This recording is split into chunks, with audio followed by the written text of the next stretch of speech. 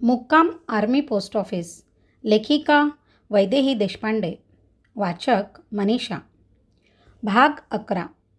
देवा असं कसं मन. 30 सप्टेंबर 1993ची ती काळ रात्र लातूर जिल्ह्यातील सास्तूर आणि किल्लारी ह्या भागाला अक्षरशः हलवून तर महाराष्ट्राला हादरवून गेली. दुसऱ्या दिवशी प्रसारमाध्यमांनी त्याची भयानकता दाखविली. काश्मीर ते कन्याकुमारी व भुज ते नागालँडपर्यंत देशात अनेक ठिकाणी विखुरलेल्या मराठा पलटणींनी ही बातमी ऐकली व पाहिली सुद्धा. त्या भागात आलेल्या जवानांच्या काळजाचे पाणी पाणी झाले. त्यांना काहीच सुचेना. कुटुंबाची सुरक्षितता ही लढणाऱ्या जवानांची शक्ती असते. जवानांना पैशाची मदत करून ताबडतोब सुट्टीवर पाठवण्यात आले. घरी पोचून सर्व मंडळी दिसेपर्यंत त्यांच्या जीवात जीव नव्हता. 2 दिवसांनी मराठा रेजिमेंटल सेंटर बेळगाव येथून एक टीम लातूरला पाठविण्यात आली. त्यांच्याबरोबरच त्या भागातून आलेल्या जवानांची यादी होती. त्यात सध्या नोकरीत असलेले तसेच निवृत्त झालेले होते. त्या टीमबरोबर जरुरीचे सामान, तातडीने लागणाऱ्या सर्व वस्तू होत्या. परंतु तेव्हा लोक बऱ्याच ठिकाणी विखुरले गेले होते. त्यानंतर साधारण 15 दिवसांनी आणखी एक टीम गेली. त्यात कुटुंबाशी मराठी बोलण्यासाठी म्हणून दिलीपबरोबर मला ही संधी मिळाली. आमच्या टीमने महिन्याच्या अंतराने 2दा भेट दिली. ह्या भेटीत अनेक माणसे भेटली. त्यात फौजेतली होती, त्यांची नातेवाईक मंडळी होती, खचलेली होती, उद्ध्वस्त होती, शोक अनावर झालेली, सावरलेली, निर्ढावलेली, संधीसाधूपणे हात मारणारी, अशी अनेक प्रकारची माणसे होती. कठीण परिस्थितीत माणसाच्या मनातले कंगोरे स्पष्ट दिसतात. त्याच्या अनेक पैलूंवर प्रकाश पडतो. अनेक वेळा तो स्वतः पण त्या पैलूंशी अपरिचित असतो. इथे मालमत्तेचे नुकसान तर झालेच होते, पण त्याहीपेक्षा मोठे नुकसान म्हणजे सर्वांची मने खचली होती. प्रसिद्ध माध्यमांमुळे मदतीचा ओघ जबरदस्त होता. पण पाहताना असे जाणवले की आपले सर्वस्व गमावून बसले होते. मग ते घरदार असो अथवा प्रिय व्यक्ती असोत किंवा अगदी गोठ्यातील गुरेढोरे असोत, त्यांना सावरायला वेळ लागला होता. मदतीसाठी हात पुढे करण्याइतपत ते सावरले नव्हते. ज्यांचे बेताचे नुकसान झाले होते ते मदतीच्या रांगेत पुढे उभे होते. कारण फार चौकशी झाली तर आपल्या पदरात फारसे काही पडणार नाही याची त्यांना खात्री होती. सहानुभूतीच्या लाटेचा फायदा उठवायचा जास्तीत जास्त प्रयत्न ते करत होते. भूकंप पाहिल्यावर पहिल्या कठीण दिवसात आर्मीने अतिशय योजनाबद्धतेने व तितक्याच सहृदयतेने मदत केली होती. त्यांच्याबद्दल एक विश्वास निर्माण झाला होता. माणुसकीचा ओलावा मदत घेणाऱ्यांनाही जाणवत होता. म्हणून हिरवा गणवेश दिसताच बाया बापड्या म्हणत, बाई लय मदत केली ह्या फौजेतील लोकांनी. पाठच्या भावागत भूक तहान सर्व विसरून ते राबत होते. आर्मीबरोबर अनेक सेवाभावी संस्थांनीही खूप काम केले. काम करणाऱ्या तरुण मुले जास्त होती. ही अत्यंत आनंदाची व आशादायक गोष्ट होती. येणाऱ्या मदतीचा ओघ खूप होता. तो ओघ पाहून अजून आपल्या समाजात माणुसकी शिल्लक आहे हे मात्र जाणवत होते. किल्लारी व सास्तूर या गावापासून भूकंपाचे केंद्र अर्ध्या किलोमीटरवर होते. त्यामुळे प्राणहानी व वित्तहानी या 2 गावात जास्त होती. तिथल्या बऱ्याच जणांना विचारले, भूकंप होतोय हे कधी व कसे कळले? हे बघा बाई, गणरायाला पोचवत पुरुष मंडळी आली. लई थकली होती बघा. पाठ टेकल्यावर ती झोपली. एकदम फटाके वाजल्यागत आवाज झाला. काहींना वाटले अजून मिरवणूक चाललीच आहे. मग धरती हालायला लागली. खाली वर झाली का? मी, नाही, वर खाली झालं नाही. चाळणीत घालून कुणीतरी गोल गोल फिरवतंय असं वाटलं. जणू पृथ्वी गोल गोल फिरत होती. वरून दगडं नुसते खाली पडले, नाहीतर 4ही बाजूला फेकले गेले.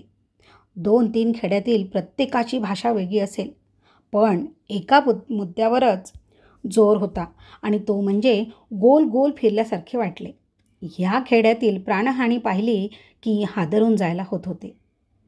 एका घरापाशी आम्हाला ढिगारा तसाच दिसला.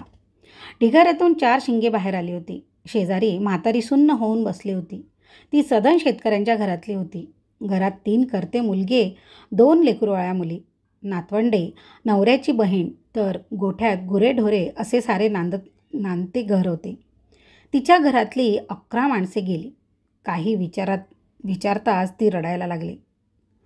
काय पाप केले म्हणून देवाने हा दिस दाखविला? काय करायला गेले अन काय झाले? हिचा जावई फौजेत होता. जावई व लेक आपल्या 4 मुलांसह बेळगावला होते. जावयाची बदली काश्मीरला झाली. सर्वजण जवळच असलेल्या उमगऱ्याला परत आले. जावयाचे ते गाव होते. तिथल्या शाळेत मोठ्या 2 मुलांना प्रवेश मिळालाच नाही. किल्लारीला सासूरवाडी होती.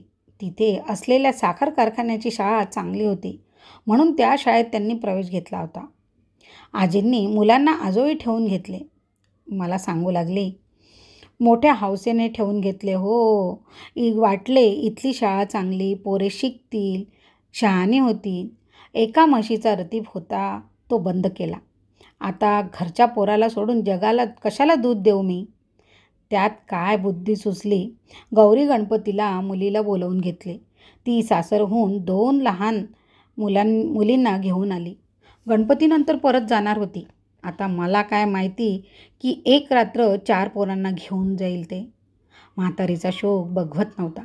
त्या रात्री तिची लेक मुलांना घेऊन झोपली. भूकंप सुरू झाल्यावर माती पडायला लागली म्हणून दोन्ही बाजूला असलेल्या मुलांवर तिने हात ठेवले. ते 8 तासाने बाहेर काढता आले.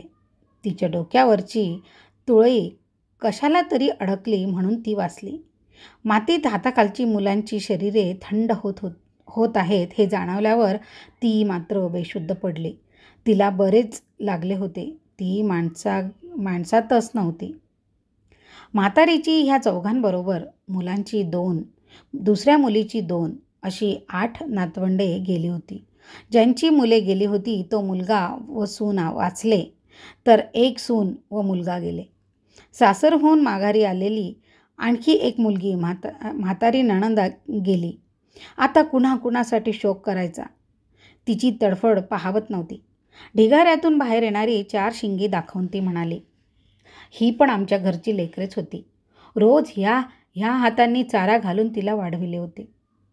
काही महिन्यांनी आम्ही परत गेलो तेव्हा म्हातारी बरीच सावरली होती. तिचा सासूरवाडीला गेलेला मुलगा व सून इथे वाचलेल्या जोडीने बरेच सामान बाहेर काढले होते. त्यातच पोती ठेवून दुकान पण सुरू केले होते. आम्ही परत गेल्यावर लगबगीने बाहेर जाऊन 1 म्हैस वाचली होती. तिचे नीरसे दूध घेऊन आली होती. बळे सर्वांच्या हातात देऊन ती म्हणाली, इतक्या लांबून येताय, उन्हातानाचं फिरताय आणि आम्हाला एवढं जमेना होय?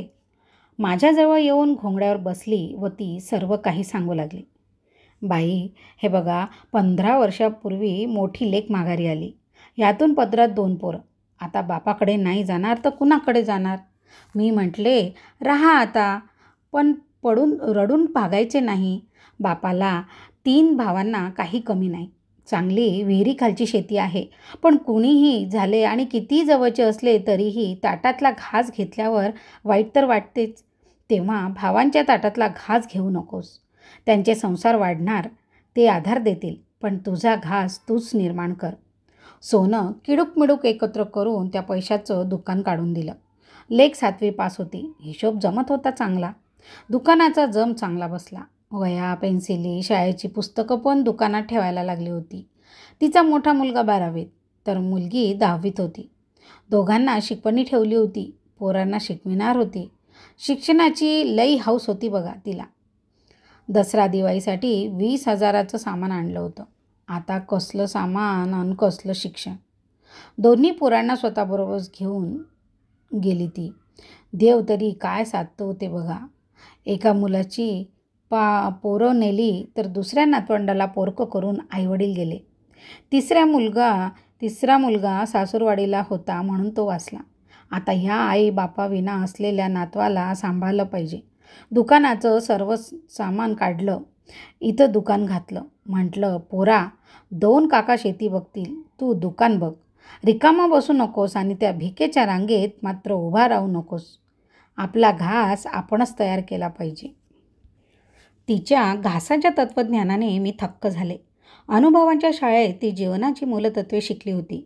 पण धाकट्या लेकीची व तिच्या मुलांची आठवण झाली की तिचे अवसान गळे. त्यांच्या दुःखाबरोबर तिला जावयासमोर अपराधी वाटत होते. पत्र्याच्या भिंतीच्या अलीकडची ही व्यथा होती, तर पलीकडे वेगळीच कथा होती. दोघे भाऊ होते. शेती करत होते. त्यातील एक फौजेतून हवालदार म्हणून निवृत्त झाला होता. येताना एक पाय तो गमावून आला होता. दोघे भाऊ मेहनती व जिद्दीचे.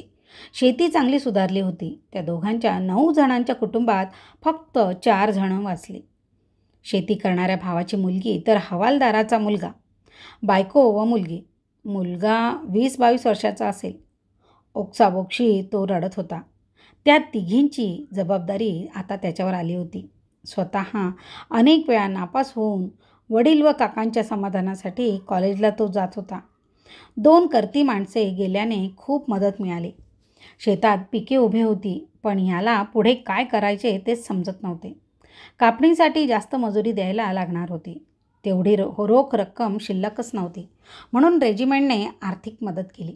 तिथेच राहणाऱ्या त्यांच्या वडिलांच्या मित्रांनी प्रत्यक्ष मदत करावयाची तयारी दाखवली. महिन्यानंतर गेल्यावर परत रडायला लागला. 1000 अडचणी तो सांगू म्हणाला.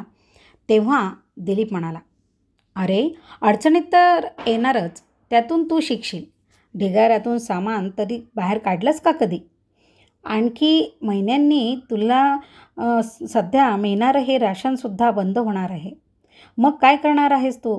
तुझ्या 2 बहिणींची व आईची जबाबदारी आहे तुझ्यावर.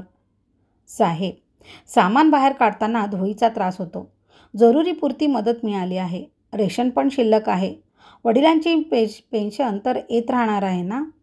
वडिलांचा मित्र चिडून म्हणाला. साहेब, कापणीला शेतात उभं राहावं लागतं हे ह्याला नको. धुळीचा त्रास होतो म्हणून सामानसुद्धा काढायला नको. त्यापेक्षा घरी बसलं की मदत घेऊन येणाऱ्या लोकांकडनं मदत मिळते ती बरी वाटते. घराचं काय करायचं विचारल्यावर सरकार देईल तेव्हा बघू म्हणतो.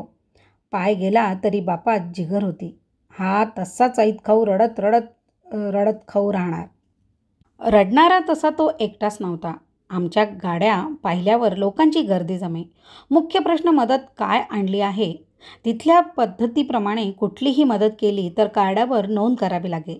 परंतु आम्ही फार थोड्या व अगदी फुटकळ गोष्टी वाटल्या. आमची मुख्य मदत मराठा रेजिमेंटच्या लोकांना होती. संपूर्ण रेजिमेंटने एका दिवसाचा पगार एकत्र करून काही लाख गोळा केले. ते पैसे जवानांना, त्याच्या कुटुंबियांना पगारातून अगर पेन्शनमधून मिळणार होते. ते पैसे घर बांधण्यासाठी वापरावेत असे बंधन त्यांच्यावर होते. त्याशिवाय त्यांच्या अनेक अडचणी होत्या. कुणाला घरातल्या सर्व गोष्टींची शिस्त बसवायला हवी होती, तर जास्त रजा हवी होती. जखमींना कमांड हॉस्पिटलची मदत हवी होती. मुलांच्या शिक्षणाचा प्रश्न आला होता. त्यांना बेळगावच्या वसतिगृहात जागा हवी होती. बायकांना पेन्शन मिळण्यासाठी कागदपत्रे पूर्ण करण्यासाठी मदत हवी होती. तेव्हा आम्ही वस्तू वाटत नाही म्हटल्यावर आमच्या भोवतीची गर्दी निम्मी कमी होत असे. 20-22 वर्षाची मुले गाड्यांची वाट बघत असलेले पाहून मोठी चीड येई. त्याच भागात शेतात पिके तयार होती, पण कापणीला मजूरच मिळत नव्हते. हा नेहमी दिसणारा विरोधाभास तिथेही होता. अशाच एका माजी सैनिकाचा शोध घेता घेता समजले त्याचे 10-12 जणांचे मोठे कुटुंब बहुतांशी गेले होते. फक्त त्याचा 12-13 वर्षाचा मुलगा व त्याची 75 वर्षाची आजी वाचली होती. घरात ट्रॅक्टर, जीप असे चांगले सामान होते. दोघांच्याही वयाचा फायदा घेऊन जवळच्या नातेवाईकांनी चांगले सामान पळविले. सर्व गावाला अन्याय दिसत होता. ब्रिगेडियर कार्तिकेयन व दिलीपला सर्वांनी कथा सांगितली. गावाचा पाठिंबा, आर्मीचा धाक व या दोघांच्या प्रयत्नाने सर्व सामान मिळाले. त्याची व्यवस्था करून म्हातारीची सोय करून त्या मुलाला बेळगावच्या वसतिगृहात शिकण्यासाठी आणले व सर्व जमीन त्याच्या नावावर केली. महाराष्ट्रातून दर 3 महिन्यांनी जवानांची भरती होत असते. भूकंपग्रस्तांना मदत म्हणून त्यावेळची भरती उमरग्याला होऊन त्या भागातल्या मुलांना प्राधान्य द्यायचे ठरले होते. त्याची जाहिरात आधी बरेच दिवस केल्यामुळे भरतीच्या वेळेस 1,500-2 हजार मुले जमा झाली होती. भरतीचे काम चालू होते तेव्हा आम्ही जवळच इतर कुटुंबियांशी बोलत बसलो होतो. तेव्हा थोड्या वेळाने भरतीसाठी आवश्यक असलेल्या चाचण्या सुरू झाल्या. त्यात मुले धडाधड नापास होऊ लागली. छातीची उंचीची मापे कमी पडू लागली. 2 मैल ठराविक वेगात पळणे, 9 फूट लांब उडी मुलांना जमेना. तशी कट्ट्यावर बसलेली 2 रिकामटेकडी माणसे आमच्या जवळ आली व तावातावाने भांडू लागली. काय लोकांना फसविता, भूकंपग्रस्तांना घेणार म्हणून, त्यांना घेणार म्हणून लिहिलं नाही तर प्राधान्य देणार म्हटलंय. मी, ही काय पद्धत झाली, सगळीच्या सगळीच घ्या ना. अहो, चाचण्या पास झाल्याशिवाय घ्यायचं नाही असा सरकारचा नियम आहे, तो कसा मोडायचा. मी, आता एवढा मोठा धरणीकंप झाला तरी तुमचे नियम तोडता येईनात झालेत. अहो, खरं ह्या जागेवर अधिकार सर्व महाराष्ट्राचा, पण भूकंपग्रस्तांना मदत म्हणून पहिली संधी या मुलांना दिली. या समाजवाणीच्या सुरात मी सांगितले. फार उपकार केलेत. चाचण्या घेऊन भरती करणार असलात तर काय नवल, येतील तसे घ्यायला पाहिजेत. दोन्ही माणसे माझे न ऐकणारी होती. जवळच आमचे ड्रायव्हर सूर्यवंशी भैया सर्व संभाषण ऐकत होते. एरवी उत्साही हसरे माणसांशी गोड बोलणारे भैया एकदम तडकले. वय तर भरती कराया पाहिजे. या मुलांना 2 मैल पळता येईना, लांब उडी मारता येईना, ते काय धरणीकंप झाला म्हणून चाचण्यात गडगडतायत आणि म्हणे फौजेत घ्या. तो काय खेळ आहे का. घेतल्यावर काश्मीरला पाठवलं म्हणजे हा पाक फौजेला सांगायचं, याला की नाही गोळी मारू नका, हा भूकंपग्रस्त आहे. अरे, यांच्यासाठी करायला गेले तर उरफटे म्हणतात कसे, माझेच खरे. त्यांच्या या खरमरीत उत्तराने सर्व मात्र गप्प झाले. गुणवत्ता कमी पडली म्हणून आपल्या भागातली मुले भरती होऊ शकली नाहीत ह्याचे तिथल्या एका निवृत्त सुभेदार मेजरना फार वाईट वाटले. ते स्वतः 65च्या पुढे असतील. त्यांनी त्यातल्या त्यात ज्या मुलांना खरेच भरती व्हावयाचे होते त्यांना मार्गदर्शन केले. त्यांच्याकडून मेहनत करून घेतली व लेखी परीक्षेची तयारीसुद्धा करून घेतली. नंतर 3 महिन्यांनी त्यातली बरीच मुले भरती झाली. या सुभेदार मेजरांचे सर्व कुटुंबच कौतुक करण्यासारखे होते. ते स्वतः भूकंपाच्या वेळेस ओसरीवर झोपले होते. पहिल्या काही सेकंदात त्यांना भूकंप होतोय हे समजले. तेव्हा त्यांनी ओरडून घरातल्या सगळ्यांना अंगणात बोलावले. शेजारच्या घरात असलेल्या गर्भवती मुलीची आठवण झाल्यावर ते तिकडे पळाले, तर मुलाला व नातवाला समोरच्या घरातल्या बाळंतिणीकडे पाठविले. जितकी जमतील तेवढी मंडळी बाहेर काढल्यावर काही क्षणातच ती घरे जमीनदोस्त झाली. या सर्व कुटुंबाने आजूबाजूच्या लोकांना खूप मदत केली. सकाळ होईपर्यंत त्या ढिगाऱ्याच्या मध्ये सर्वांना धीर देत बसून होते. त्यांना विचारले, तुमचं काय नुकसान झालं, तर म्हणायचे, प्राणहानी वाचवू शकलो, यात सर्व मिळालं. त्यांच्या शेजाऱ्यांनी आम्हाला सांगितले, त्यांनी काही हजार खर्चून 3 एकरात प्रयोग म्हणून तर लावला होता. त्याची झाडे छान 1.5 फूट वर आली होती आणि भूकंप झाला. मदतीसाठी येणाऱ्या गाड्यांच्या लोंढ्यांनी त्यांचे शेत पार्किंग प्लेस केले. रस्त्यावर शेत असल्याने 3-4 दिवसात त्या जागेत 100-200 वाहने उभी राहिली. लावलेला सर्व तूर जमीनदोस्त झाला. येताना त्यांचा गावकऱ्यांच्या समोर छोटासा सत्कारसुद्धा केला. माणसाची रूपे कोड्यात टाकणारी होती. असेच विचारपूस करताना आमच्या 14 मराठ्याच्या जवानाने मला एक लांबूनच ओळखले आणि तो पळतच आला. मीही त्याला ओळखले. विचारपूस केल्यावर रडायला लागला. त्याची बायको व मुलगी गेली होती. फक्त 6 वर्षाचा मुलगा वाचला होता. त्यात तो शांत झाल्यावर तो सांगू लागला, आम्ही 4 भाऊ, 2 जण फौजेत म्हणून घरापासून लांब. इथले भाऊ 40 एकर शेती बघत होते. 7-8 वर्षापूर्वी वाटण्यांची बोलणी चालू झाली. पाण्याखालची जमीन कुणाची हा तिढा होता. छोट्या वादानं सुरुवात झाली. मामला गंभीर झाला. शब्दानं शब्द वाढला. कोर्ट कचेरीची भाषा सुरू झाली. दुसऱ्या फौजेतल्या भावाची पण बायको गेली. पूर्ण घरात आणि चांगले संबंध दुरावायला लागले. आता बघा, दोन्ही भाऊ गेले, एक वहिनी गेली. दुसऱ्या फौजेतल्या भावाची पण बायको गेली. पूर्ण घरात 3 मुली आणि 1 मुलगा वाचला. आता समजली भावांची किंमत काय होती ते. भांडणं झाली तरी कुटुंबाला त्यांच्या जीवावर सोडून जात होतो. आता संसार, जमीन पाहायला हवी असेल तर नोकरी सोडायलाच पाहिजे.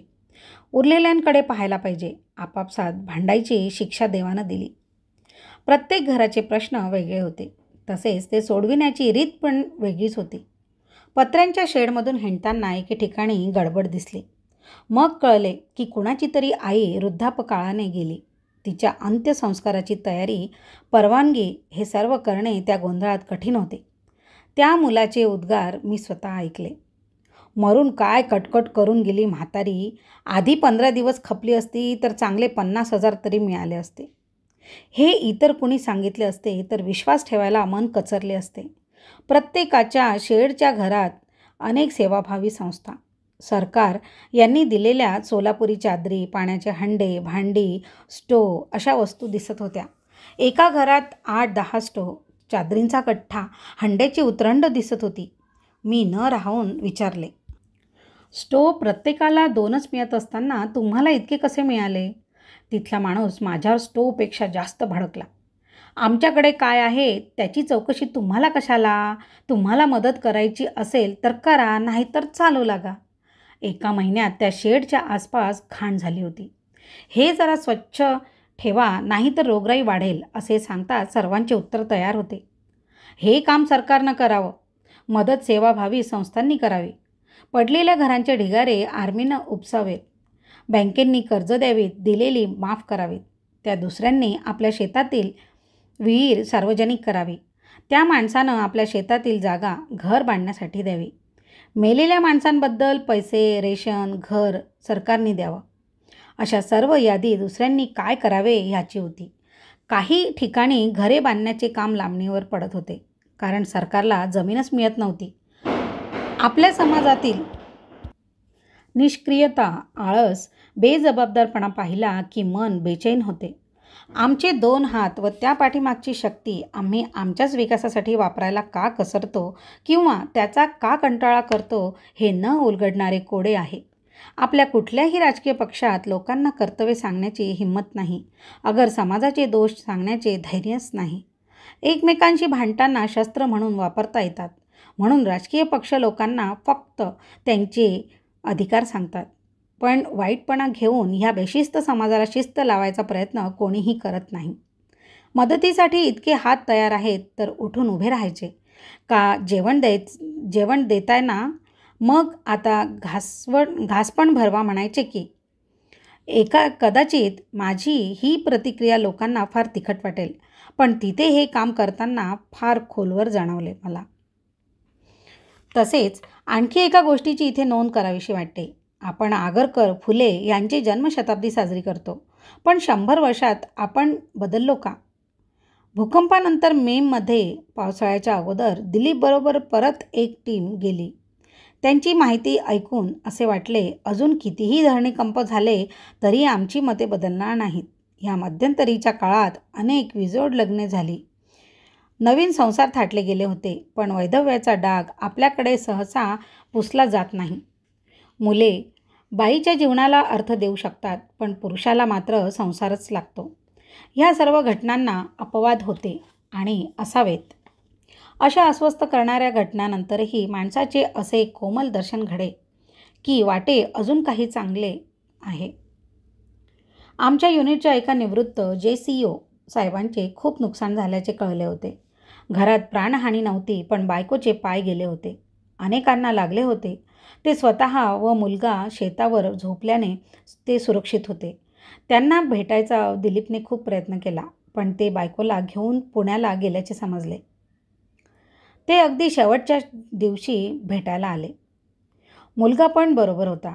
आल्या आल्या दिलीपला कडकडून त्यांनी मिठी मारली आणि मला ते सांगू लागले, मेम साहेब माझ्यासमोर 2nd लेफ्टनंट म्हणून आले. आम्ही एकाच कंपनीमध्ये होतो. एकदा नागालँडमध्ये पेट्रोलिंगला बरोबर गेलो, तेव्हा तो भाग खूप अशांत होता. अचानक फायर सुरू झाला. साहेब पण नौखे होते. नोकरीला लागून अगदी 2 महिने झाले होते, पण आम्ही सर्वांनी काय जबाब दिला होता सांगा? सांगा साहेब, आमच्या मुलांना सांगा. अरे, गोळ्या आल्या तर डोळ्याचं पातं पण लवलं नव्हतं. ह्या मुलांना गप्पा वाटतात. अशा जोखमीची कामं केलीत की ह्यांना ऐकून कापरं भरेल. CO साहेबांपासून सर्वांचा विश्वास आम्ही मिळवला होता. मला कामं दिलं की काम फत्ते.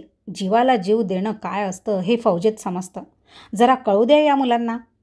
त्यांना कष्टाने भूतकाळातून वर्तमानपत्रात आपण दिलीपने विचारले.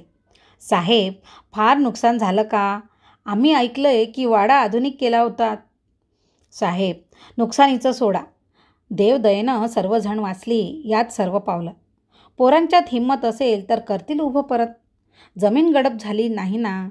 मग काय, ती शिल्लक आहे. कसायला हात दुरुस्त आहेत. मग रडायचं तरी कशाला? पण घरातल्या सगळ्यांना लागलंय.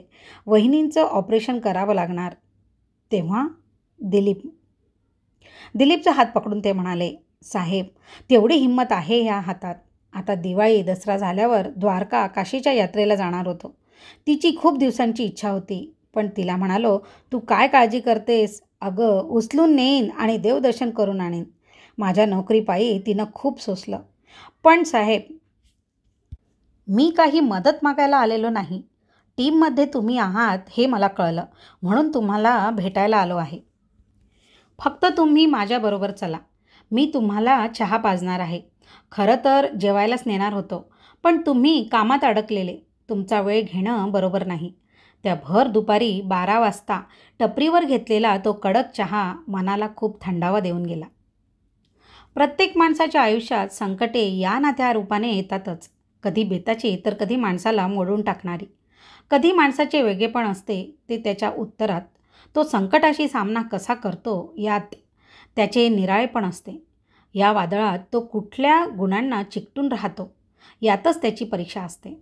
आता इथे संकटे सारखीच होती, पण उत्तरात भिन्नता होती. 7-8 नातवंडे गेली. स्वतःचा फार दिवसाचा भरवसा नाही. अशा अवस्थेतील निरक्षर कर्मवादी म्हातारी धैर्याने पोरक्या नातवाच्या पाठीमागे उभी राहिली होती. त्या विपन्नावस्थेत म्हणत होती, स्वतःचा घास स्वतः निर्माण करायला हवास. भिकेचा घास म्हणजे विष. तिच्या शेजारी 20 वर्षाच्या धडधाकट मुलाला वडिलांच्या पेन्शनमध्ये जगायला लाज वाटत नव्हती. इकडे कर्त्या भावांच्या मृत्यूचे पैसे नकोत म्हणणारे भाऊ होते, तर तिकडे म्हातारी 50,000 देऊन का मेली नाही हे म्हणणारा कृतज्ञ मुलगा होता. दुसऱ्याच्या गर्भवती मुलीसाठी आपले प्राण धोक्यात घालणारा बाप होता, तर मेलेल्या मुलांची वय वाढवून द्या म्हणजे त्यांच्या नावावर एक घर मिळेल हे म्हणणारा लोभी बापही होता. माणसाच्या मनात भय, निर्भयता, लोभ, निस्पृहता, लाचारी, आत्मसन्मान, कर्तव्य, स्वार्थ अशा सर्व भावना जगविणाऱ्या ग्रंथी असल्या पाहिजेत. तर मग काहींच्यातच हा लोभच फणा का काढतो? तर काही निस्पृहतेच्या पोटी सर्वस्व उधळून का देतात? काहींच्यात आत्मसन्मान प्रखर होतच जातो, तर काही लाजरेपणाचे वस्त्र का पांघरतात? कुठे कर्तव्याचे अंकुरच का रुजतात, तर कुठे स्वार्थाची विषवल्ली का फोफावते? तसे पाहिले तर माणसाच्या मनावर अनेक संस्कार होत असतात, पण त्याच्या मनातले चांगले संस्कारच का, कसे आणि केव्हा जागे होतील ह्याचे भविष्य करणे कठीण. तर ते कधीकधी आकस्मिकपणे पूर्ण लोप पावतील का ह्याचा अंदाज घेणे तर त्याहून कर्म कठीण. कारण ते रूपावर, शिक्षणावर, गरिबी, श्रीमंती किंवा कुठल्याही बाह्य गोष्टींवर अवलंबून नाही. एकाच परिस्थितीतला एक माणूस असा तर दुसरा तसाच का वागतो? ह्या जटिल प्रश्नाला मात्र उत्तर नाही. कधी काळी एड्स, कॅन्सर या रोगांच्या इलाजाबरोबर माणसाच्या योग्य ग्रंथीच उद्युक्त करावयाच्या असा शोध लागला तर काय होईल कोण जाणे. परंतु हे होत नाही तोपर्यंत बहिणाबाईबरोबर आपणही म्हणूया, देवा असं कसं मन, असं कसं रे घडलं, कुठे जागेपणी तुले असं स्वप्न पडलं.